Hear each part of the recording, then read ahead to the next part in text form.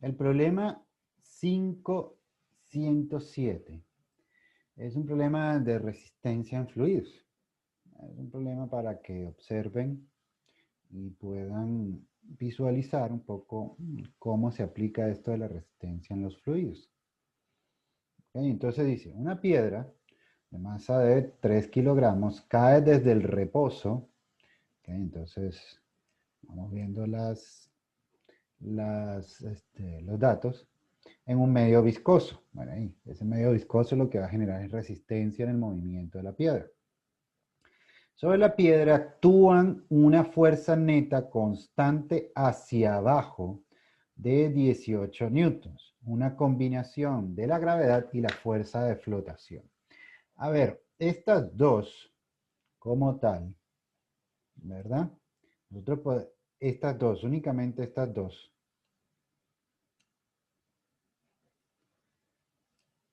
Digamos que está algo así. La fuerza del peso, pues ya sabemos que va hacia abajo.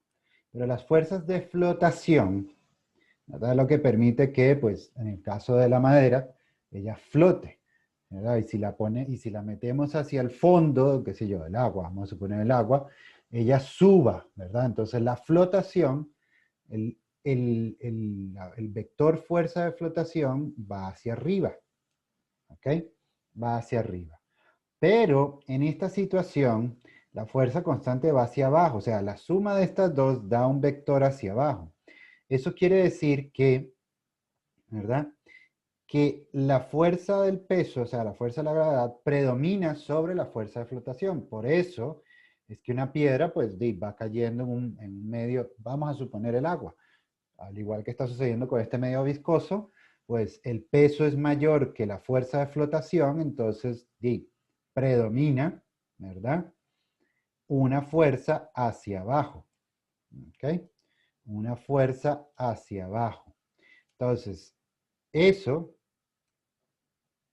es importante, ¿verdad? Entonces, tenemos una fuerza hacia abajo y, ¿verdad? Que es el peso más la fuerza de flotación o menos, bueno, vamos a decir que es menos la fuerza de flotación o la fuerza de flotación menos el peso para tomar en cuenta las direcciones, ¿verdad?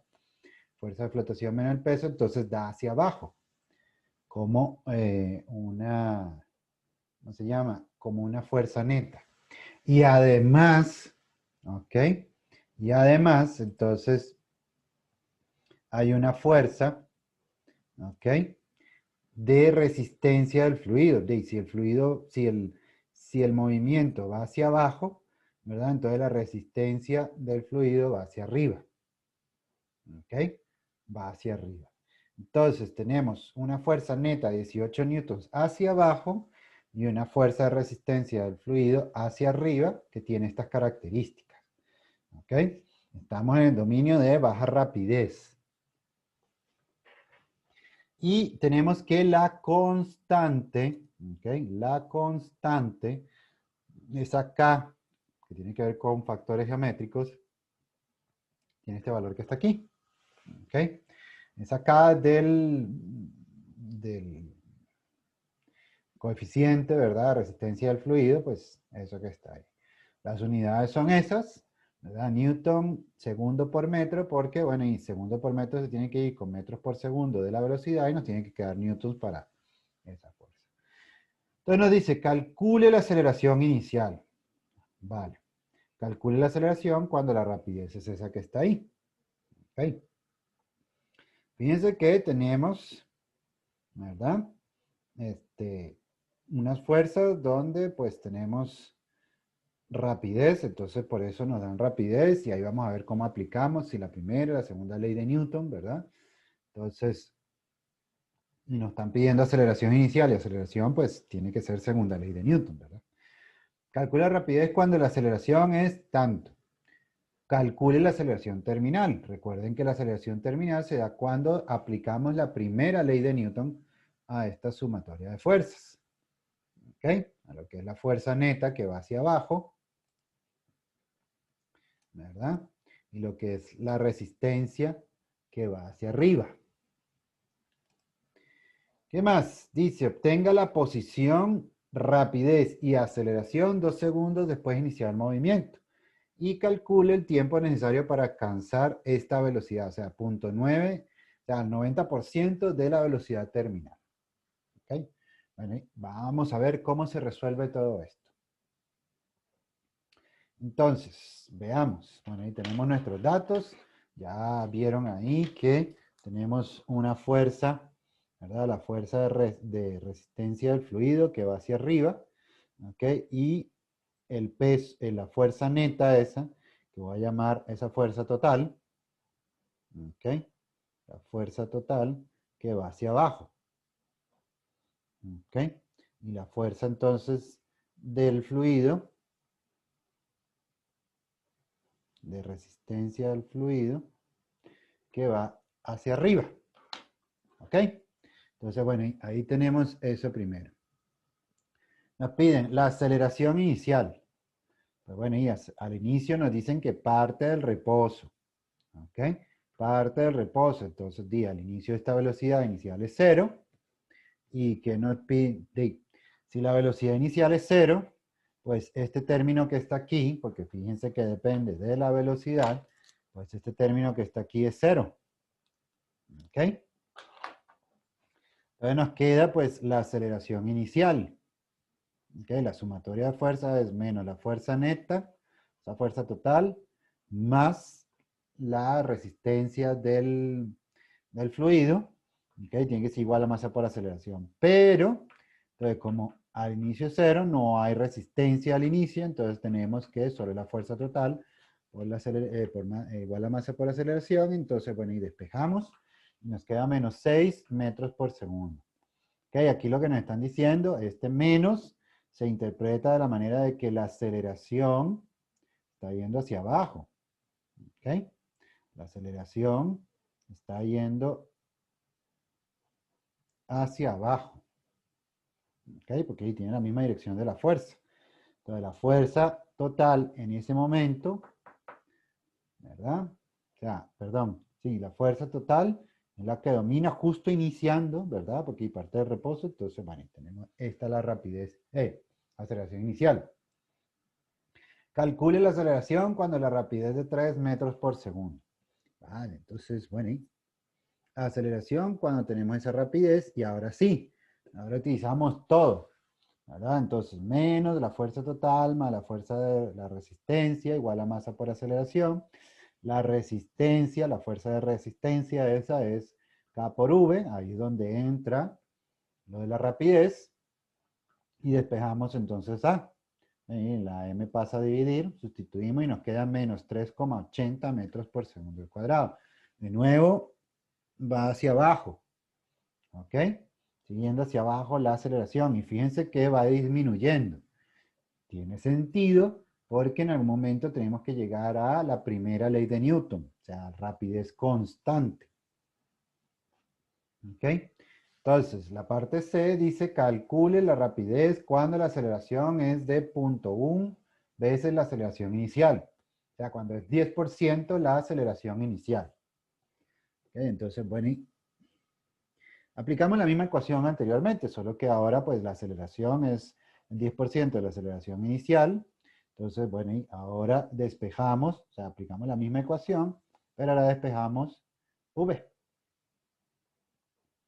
¿Ok? Entonces despejamos V. Entonces la fuerza pasa, esa fuerza total pasa a sumar, y la K entonces pasa a dividir, y nos queda entonces esto que está aquí. Tenemos la rapidez cuando la aceleración es el 10% de la aceleración inicial. ¿Ok? 7,36. La pregunta de, bueno, dice, ¿cuánto vale la rapidez terminal? Pues, bueno, y ahora sí.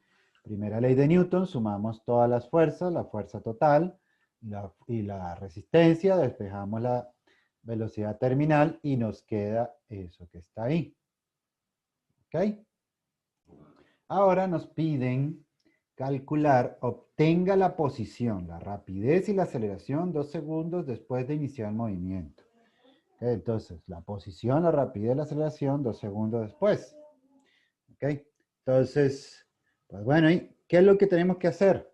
Tenemos que irnos a ¿ok? A la sección 5.3, ¿verdad? O buscar la ecuación 5.12. La ecuación 5.12 es la posición con respecto al tiempo para un sistema, ¿verdad? Que se está moviendo en un fluido. Entonces, fíjense, esta ecuación está en el libro, en el 5.12, la ecuación 5.12 del libro. ¿Ok? Ya la dan ahí. Entonces, velocidad terminal, tiempo, masa entre la constante, 1 menos exponencial de menos k sobre m por t.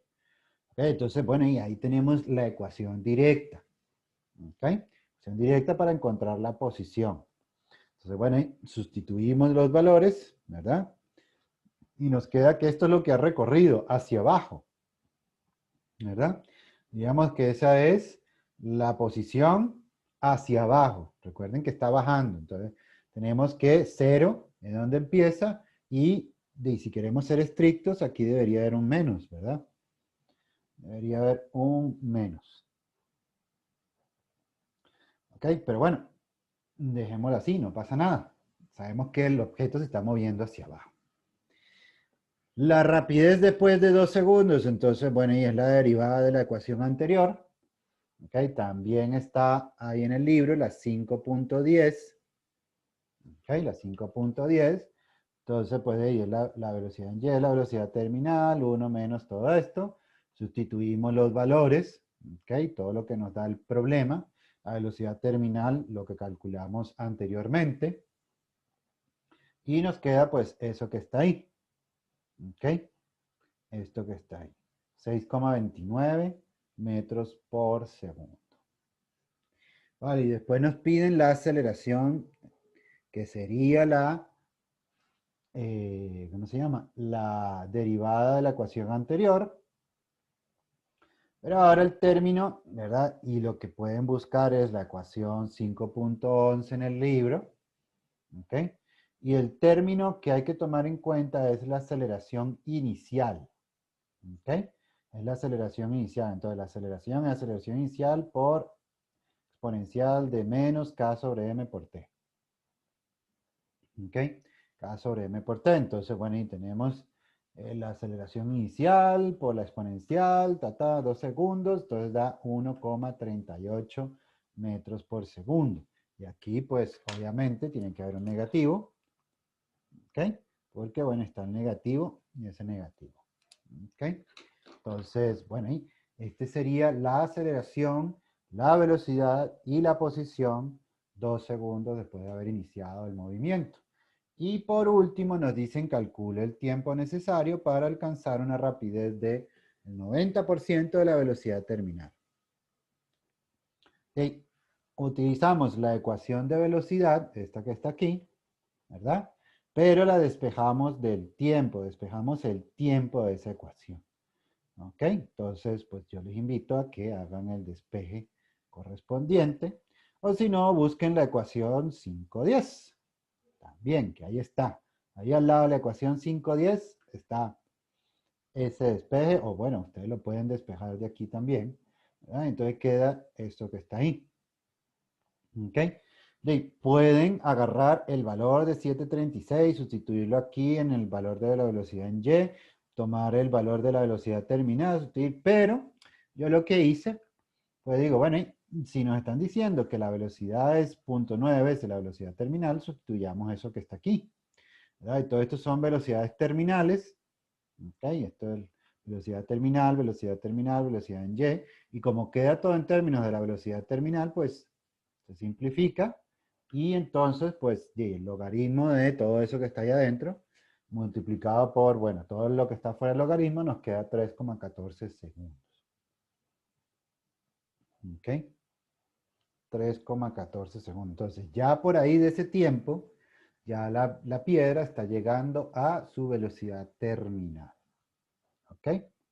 Entonces, de nuevo, estas últimas a partir de la parte E, pues les invito a que vayan al libro, a las ecuaciones 5.10, 5.11 y 5.12, y ahí donde van a encontrar todo esto que les estoy mostrando aquí. ¿Ok? Entonces este sería el problema 5.107.